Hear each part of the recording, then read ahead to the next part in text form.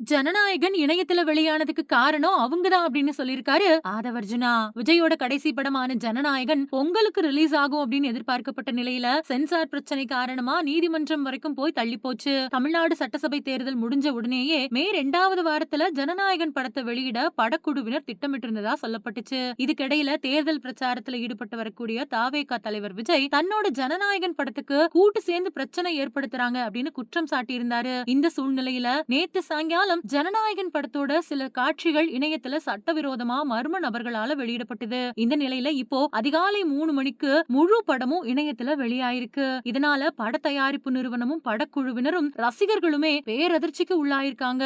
ஜனநாயகன் படத்தோட காட்சிகள் கசிஞ்சத பத்தி தாவேகா நிர்வாகி ஆதவர்ஜுனா சொல்றப்போ, ஜனநாயகன் படத்தை நிறுத்த பாஜக எந்த அளவுக்கு அழுத்தம் கொடுத்துச்சு அப்படின்னு தெரியும். விஜய்க்கு மிகப்பெரிய இழப்பு ஏற்படணும் அப்படிங்கிறதுக்காக தான் படத்தை சட்டவிரோதமா வெளியிட்டிருக்காங்க. திமுகவினர் எம்ஜிஆருக்கும் இதே மாதிரியான நெருக்கடிகளை கொடுத்தாங்க. அழுத்தத்துக்கெல்லாம் அடிபணிய மாட்டாரு விஜய் அப்படின்னு சொல்லியிருக்காரு.